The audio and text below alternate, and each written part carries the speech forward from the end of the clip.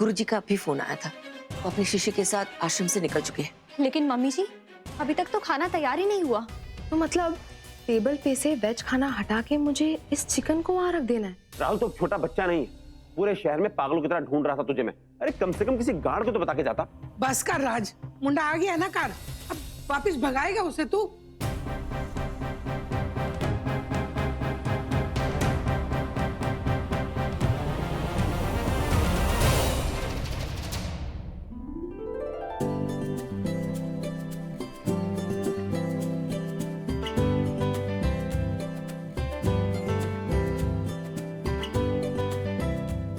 आई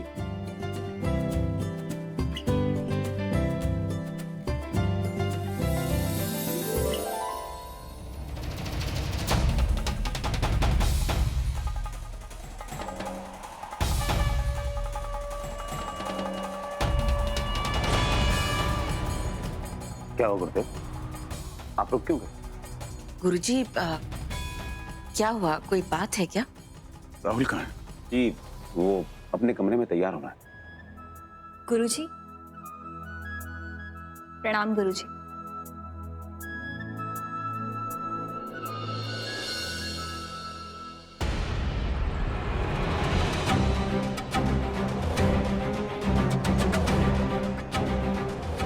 ये हमारी बहू मानवी, राहुल की पत्नी। राज, तुमने इसकी और राहुल की कुंडली नहीं मिलवाई थी शादी से पहले? ऐसी एनर्जी मैंने पहले कभी फील नहीं की है। It's so strong, so powerful. I don't know ये वो क्या था। गुरुदेव आपको बताया था ना मैंने कि राहुल ने हमसे बगैर बताए शादी की।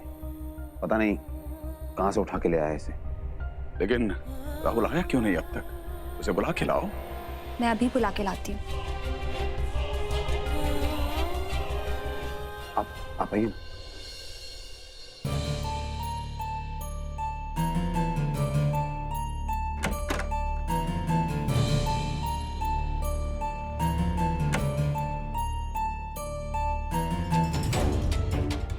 ये गंदी बदबू कहां से आ रही है?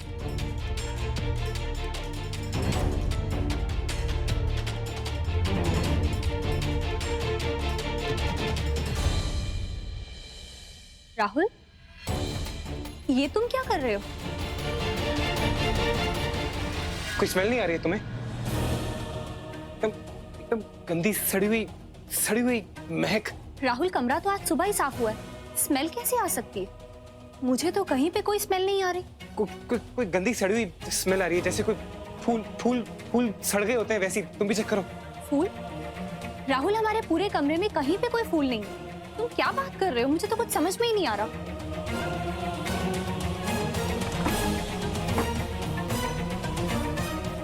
हाँ, अपने साइड वाला चेक करो। राहुल, तुम खुद देख लो, हमारे कमरे में कहीं कोई फूल नहीं है। क्या हुआ है तुम्हें? नीचे गुरुजी हमारा वेट कर रहे हैं, चले? मेरा सर फट रहा है। चेक करो ना, उसमें क्या फर्क पड़ जाएगा? एक बार चेक कर लोगी तो। पता नहीं तुम्हें क्या हुआ। चेक करो उसके अंदर, चेक करो।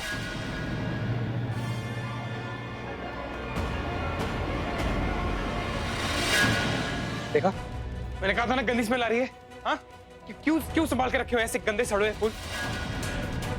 मेरा सर फट रहा है, इनको निकाल के बाहर फेंको यहाँ से। ये सूख चुके हैं, इनसे स्मेल कैसे आ सकती है? इसी में से आ रही है सारी स्मेल। लेकिन राहुल, इनसे तो कोई स्मेल आ ही नहीं रही। ये फेंको प्लीज बाहर यहाँ से।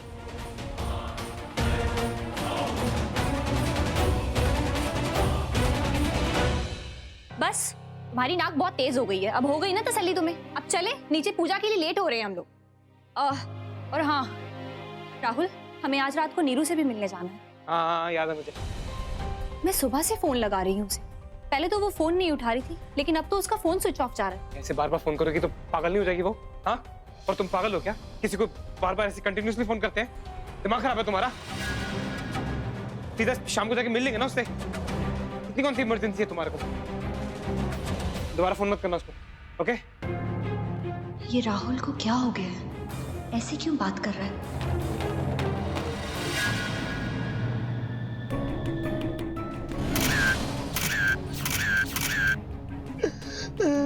सर प्लीज संभालिए अपने आप को। I am really very sorry but मुझे आपसे कुछ सवालात करने होंगे। अरे सर, मैं क्या जवाब दूंगा आपको? मैं तो खुद ही अपनी बच्ची को बचाने के लिए यहाँ नहीं था। मैं समझ सकता हूँ, पर मुझे ये बताइए कि आपकी अपनी बेटी से आखिरी बार कब बात हुई थी? कल रात को नीरू ने खुद मुझे फोन किया था। वो कह रही थी कि कोई लड़की उससे मिलने आई थी, अपने बाप के एक्सीडेंट के बारे में उससे कोई जानकारी लेना चाहती थी। एक्सीडेंट? कैसा एक्सीडेंट? सिर्फ किसी लड़के ने एक आदमी को टेम्पो के आगे धकेल दिया था और ये होते हुए नीरू ने देखा था। उसी आदमी की बेटी नीरू से मदद मांगने आई थी। मतलब ये एक्सीडेंट नहीं बल्कि अटेम्प्ट टू मर्डर की चश्मदीद गवाह थी नीरू। तो फिर नीरू ने कुछ बताया उस लड़की को? उसने मुझसे कहा था कि फिलहाल के लिए उसने उस लड़की को टाल दिया है। मैंने भी कहा ठीक है बेटा, मैं आऊंगा तो देखेंगे, सोचेंगे क्या करना है। और जब वापस लौटा तो ये सब। संभालिए अपने आप, संभालिए प्लीज। हमें फिलहाल बॉडी को पोस्टमार्टम के लिए भेजना होगा। पर एक बात तो साफ है कि खूनी कोई लंबा चौड़ा आदमी, 9 नंबर के पैरों के निशान है। आपको किसी पर शक है? नहीं इंस्पेक्टर, मेरी बेटी की कोई दुश्मनी नहीं थी किसी से।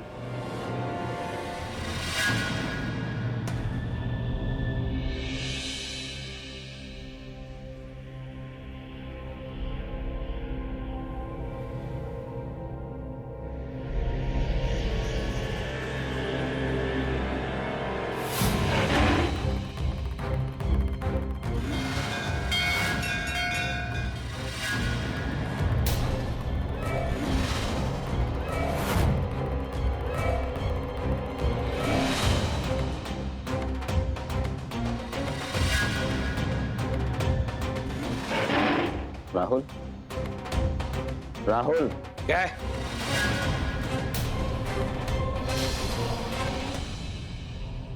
सॉरी डैड, आप कुछ कह रहे थे? यहाँ पे आओ, आके गुरुजी का आशीर्वाद लो।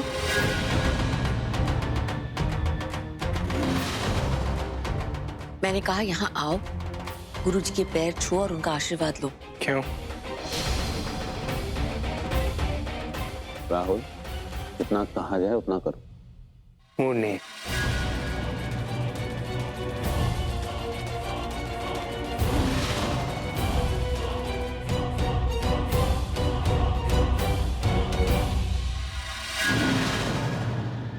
राहुल, मैंने तुम्हें गुरुदेव का आशीर्वाद लेने के लिए कहा और तुम बैठ गए। यहाँ आओ और आशीर्वाद लो।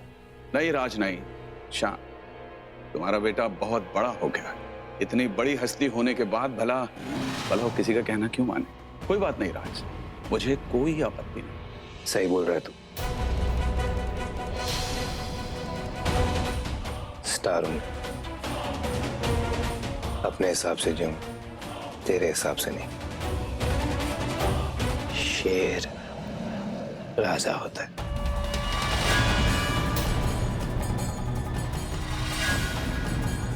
वो सिर्फ अपनी सुनता है।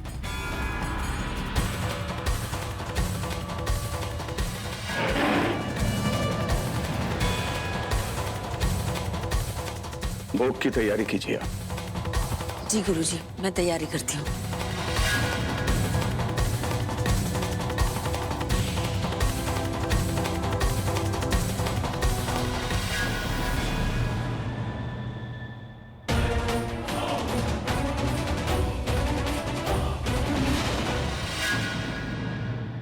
तमाशा शुरू किया जाए। ऑफ कोर्स समंती, तमाशा तो ऑलरेडी शुरू हो ही चुका है। बस बॉम्ब फटने का वेट कर रही हूँ मैं भी। और मानवी की बेइज्जती का सिनेरियो हम फर्स्ट रो में बैठ के देखेंगे। आई विश हमारे हाथ में पॉपकॉर्न्स भी होते।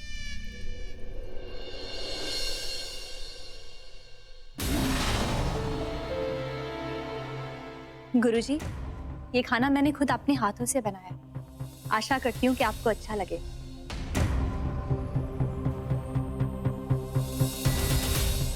रुक जाइए।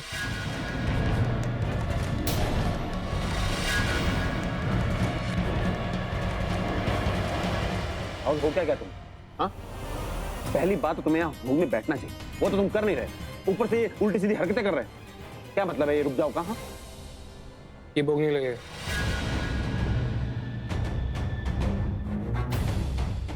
परंतु क्यों नहीं लगेगा?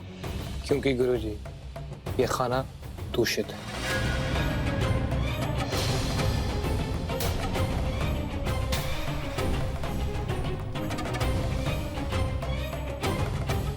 भोग के लायक नहीं। राहुल, ये तुम क्या कह रहे हो?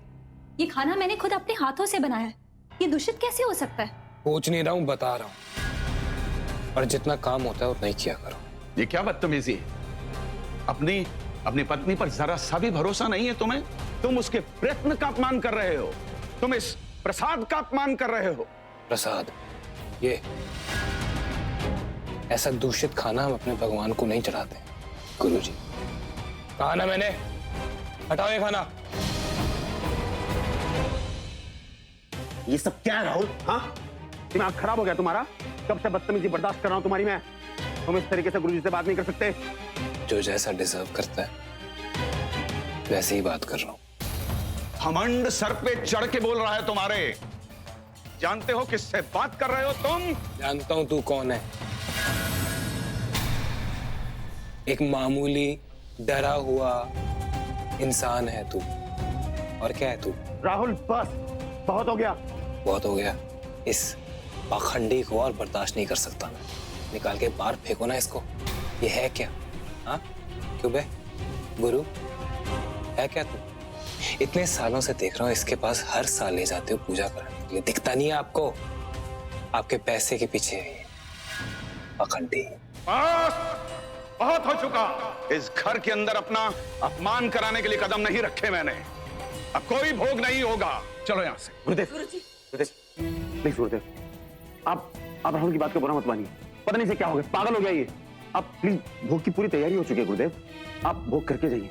इतने अपमान के बाद अब भूख भी नहीं रही राज, और यहाँ रुकने का कोई औचित्य नहीं, इसलिए चलता हूं। महाराज, एक बात और, तुम्हारे बेटे ने तुमसे झूठ कहा है, और ये जो कुछ भी हो रहा है ये उसी का परिणाम है। इसके सर पर किसी बुरी आत्मा का साया मंडरा रहा है। क्या मतलब है आपका? इसने कोई पूजा नहीं की।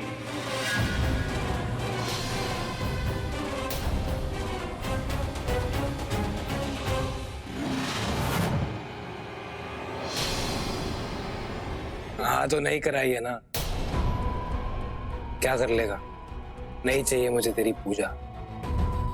तेरे जैसे पाखंडी लोग ना मैंने बहुत देखे। एक बात कान खोल के सुन ले, आज के बाद मैं तेरी कोई बात सुनने वाला नहीं। बहुत चूना लगा दिया तूने मेरे डैड को। अब एक काम कर, खिसक ले यहाँ से। राहुल, हद में रह के बात करो। गुरुजी आप प्लीज नाराज मत होइए। गुरुजी, मैं आपके लिए भोग बांध देती हूँ, आप ये ले जाइए गुरुजी प्लीज। राहुल बच्चा है, मैं उसकी तरफ से आपसे माफी मांगती हूँ गुरुजी प्लीज। राज, तुम मेरे आश्रम में आके मुझसे मिलो, मैं वहीं बात करूंगा तुमसे।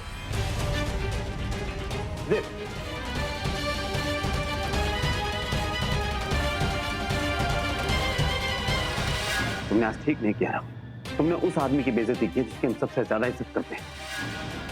तुमने अपने माँ बाप से झूठ कहा कि तुम पूजा करके आए हो। मैंने अपने बेटे पर हमेशा विश्वास किया, तुमने मेरे विश्वास को तोड़ दिया। क्या हो गया मेरे राहुल को? कहां चला गया वो राहुल? मुझे नहीं लगता कि मैंने कुछ गलत किया है। मुझे तो ये आदमी शुरू से ही पाखंडी लगता था, एक नंबर का फ्रॉड। आपको एक सलाह देता हूं, इससे जितना दूर रहेंगे उतना अच्छा रहेगा आपके लिए। और दूसरी बात, भोग को रोक के मैंने कोई गलती नहीं की है। ये खाना दूषित है। नहीं राहुल, ये खाना बिल्कुल पवित्र है, मैंने खुद बनाया है इसे। जिस चीज के बारे में कोई जानकारी नहीं होती है उसके बीच में मत पड़ा करो, समझ में नहीं आता है तुम। राहुल, कैसे बात कर रहे हो तुम मानवी के साथ? उस कैसरोल को शंकर भगवान के सामने भोग चढ़ाने वाली थी ना तुम। इससे बड़ी गलती और क्या सकती है? खोल। खोलो ना।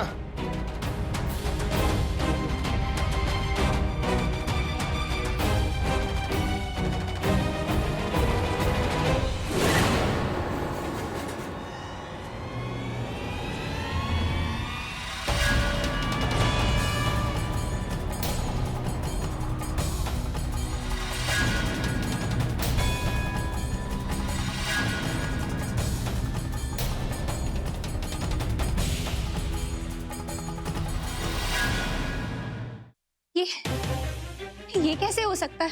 इस कैसरोल में चिकन। आप खुद बता दीजिए, अच्छा रहता। इसका भोग चढ़ाती हैं बोलिए।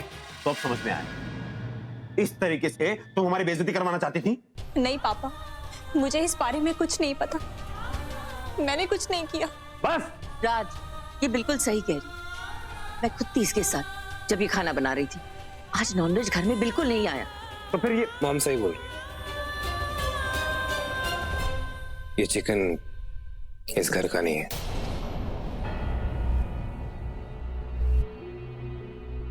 बाहर से कहीं से आया। और इस चिकन में मानवी का हाथ नहीं लगा है। तो उसे डालना बंद कीजिए डैड। वो क्या है ना कि मैं सूंघ के बता देता हूँ किस खाने पे किसका हाथ लगा होता है।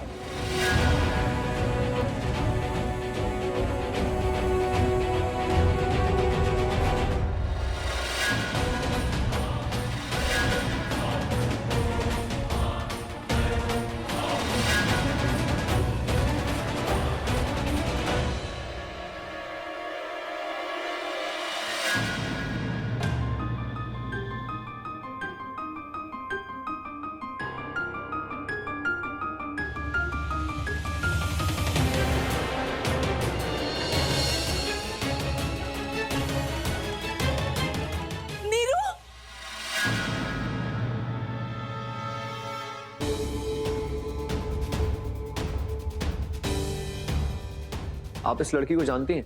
हाँ, वो मैं इस लड़की को यही अस्पताल में मिली थी। वो मेरे पति यहाँ कोमा में एडमिट है, तो उसने कहा था कि वो उस लड़के को पहचानती है जिसने मेरे पति को टेम्पो के सामने धकेला था। नीरू एक इकलौती गवाह थी जो मेरे पति के गुनहगार तक मुझे पहुंचा सकती थी। आज वो उस लड़के की पहचान मुझे बताने वाली थी। Ma'am, I need some information from you. बात कर सकते हैं? हाँ। आइए प्लीज। आप ये रुकिए मैम। आप लोग यहाँ पर बैठ के बात कर सकते हैं। Thank you. After you. तो आपने कहा कि नीरू से आपकी मुलाकात यहीं हॉस्पिटल में हुई?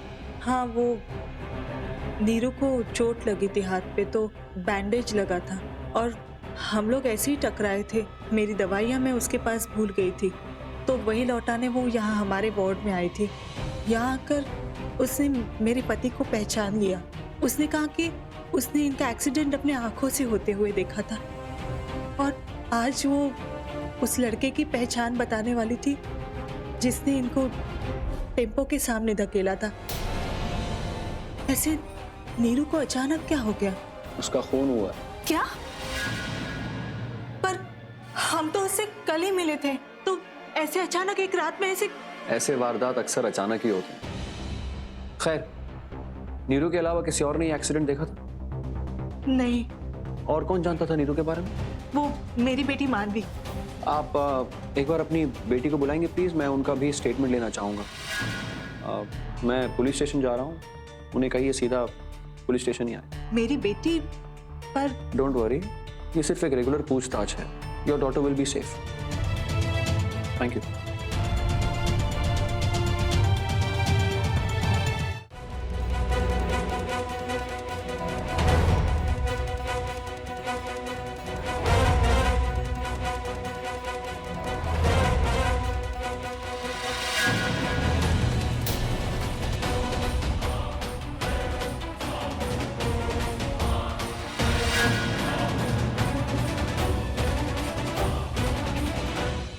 कहाँ जा रही हो बंती? खाना नहीं खा के जाओगे? राहुल वो घर पे काम है थोड़ा, तो मैं आज यहाँ जो कुछ भी हो वो नहीं होना चाहिए था। राहुल, ये तुम क्या कह रहे हो? मैं कुछ नहीं जानती इस बारे में। चिकन नहीं होना चाहिए था।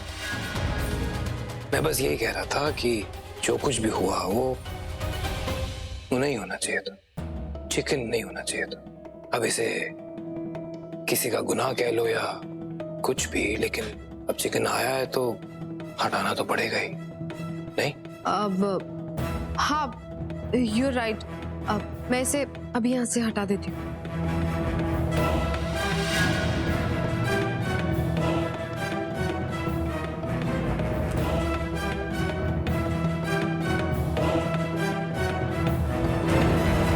और राहुल, जो गलती तुमने की उसका क्या? उसका प्रायश्चित कौन करे? क्या हो गया तुम? मैंने आज तक तुम्हें इस तरीके से बदतमीजी करते हुए कभी नहीं देखा। तुम्हारे इस गलती का प्रायश्चित अब मुझे करना पड़ेगा। गुरुजी से जाकर माफी मुझे मांगनी पड़ेगी और मैं उम्मीद करता हूँ कि वो तुझे माफ कर दे। किसी को कहीं जाने की जरूरत नहीं है। समझ में नहीं आ रहा आप लोगों को? हाँ, किसी को कोई माफी मांगने की जरूरत नहीं है। उन्होंने समझाओ अपने बेटे को, कुछ अकल दो इसे। मैं जा रहा हूँ गुरुजी से मिलने के लिए, शायद तुम्हारे समझाने से इसकी समझ में कुछ आ जाए।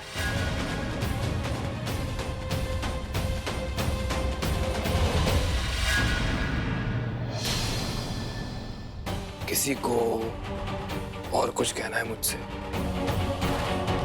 कोई और है जिसको कुछ बोलना है?